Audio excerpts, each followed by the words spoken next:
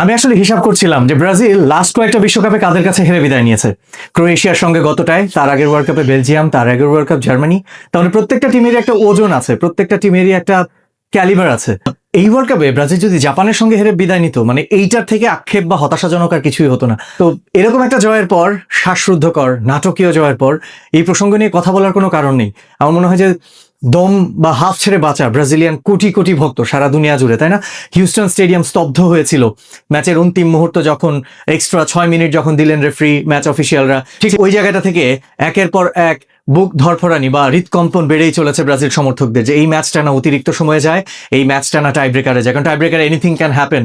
Even last world কাপে tie Brazil ব্রাজিল হেরেছিল, অ্যালিসন ভালনারেবল ছিলেন, ওয়ার্ল্ডের one of the top goalkeeper. But Brazil came out strongly. প্রত্যেকটা ম্যাচে, এই ওয়ার্ল্ড কাপের এক একটা ম্যাচে এক একটা রিকোয়ারমেন্ট অনুযায়ী কার্লো অ্যানচেলত্তি তার প্ল্যান যেভাবে সাজিয়েছেন, একটা সার্টেন টাইমে মনে হচ্ছিল ব্রাজিল তারা উত্তর খুঁজে বেড়াচ্ছে, তারা একটা জায়গায় জবুথবু হয়ে আছে, তারা কোনো একটা জায়গায় হাঁসফাঁস করছে। কিন্তু একটা ছোট্ট phase of the game, Carlo Ancelotti তার যে গেম রিডিং, সেটাই কিন্তু ম্যাচটা ডিসাইড করে দিল।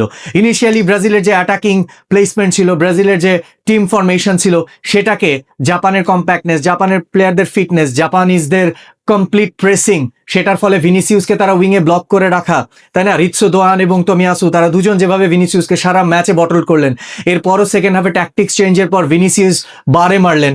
এরপরও কিন্তু ম্যাচটায় ব্রাজিল হতাশা গ্রাস করেনি নিজেদের। এরপরও কিন্তু ব্রাজিল দমে যায়নি, একের পর এক চান্স তৈরি করার চেষ্টা করেছে, সমর্থকরা ইন্সপিরেশন দিয়ে গেছে। Brazil showed what they can do in the whole match. ম্যাচের একটা ফেজে তারা কিন্তু অনেকটাই হাঁসফাঁস করেছে, কিন্তু দমে যায়নি ব্রাজিল। কার্লো অ্যানচেলত্তি ব্রেকের পর আমরা দেখলাম শুধুমাত্র ব্রুনো গিমারায়েস এবং কাজেমিরোকে রেখে এন্ড্রিক, রায়ান, ভিনি, কুনিয়াকে দিয়ে 4-ম্যান ফ্রন্ট লাইন তৈরি করলেন। জাপানিজরা 5-4-1-এ নেমেছিল, সেই মিড লাইন থেকে লোয়ার ব্যাক লাইন তারা কোনো জায়গা দেয়নি ব্রাজিলকে, ফোর্স করেছে লং বলে খেলার জন্য।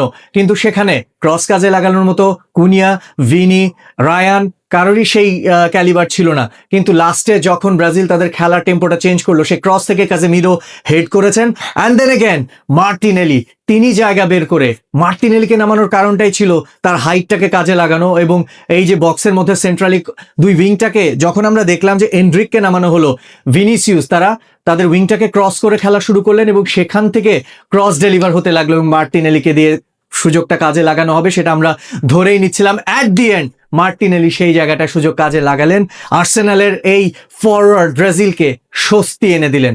প্রতিটা ম্যাচেই আমরা দেখেছি ব্রাজিল এক একটা ম্যাচের রিকোয়ারমেন্ট অনুযায়ী এক একটা ফরমেশন করেছে। আজকেও ঠিক তাই ছিল।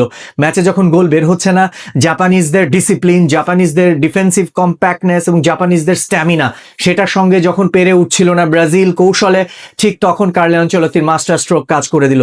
ব্রাজিল এই ম্যাচে দেখিয়ে দিল যে তারা গেম টেম্পো সেট করার ব্যাপারে কতটা সিদ্ধহস্ত।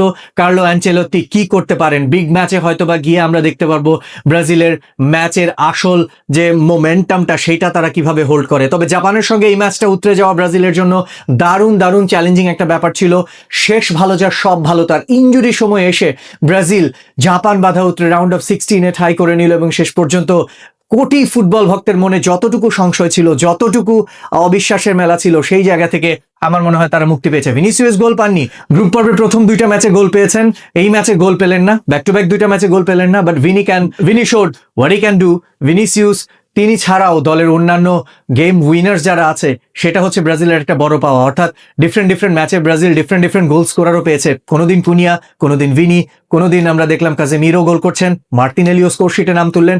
ব্রাজিলের জন্য এটা একটা বড় অ্যাসেট। আমার মনে হয় সারা বিশ্বের কোটি সমর্থকের প্রায় দম বের হওয়ার উপক্রম ছিল ব্রাজিল উইনিং গোলটা কখন করবে, এবং শেষ পর্যন্ত তারা উইনিং গোলটা পেল। আমার মনে হয় বিশ্বকাপের যে চার্ম, বিশ্বকাপের যে মজা, সেটা ব্রাজিল টিকিয়ে রাখলো।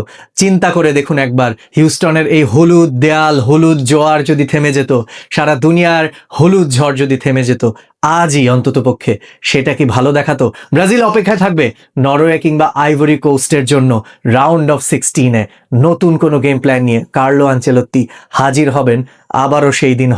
হয়তো রাফিনিয়া, নেইমার, ইনজুরিতে হালকা চোট নিয়ে মাঠ ছেড়ে বের হয়ে যাওয়া কাজেমিরো, তারাও হয়তোবা নতুন রূপে, নতুন রঙে ফিরে আসবেন, ব্রাজিলের সাম্বার তালের জোয়ার তুলবেন।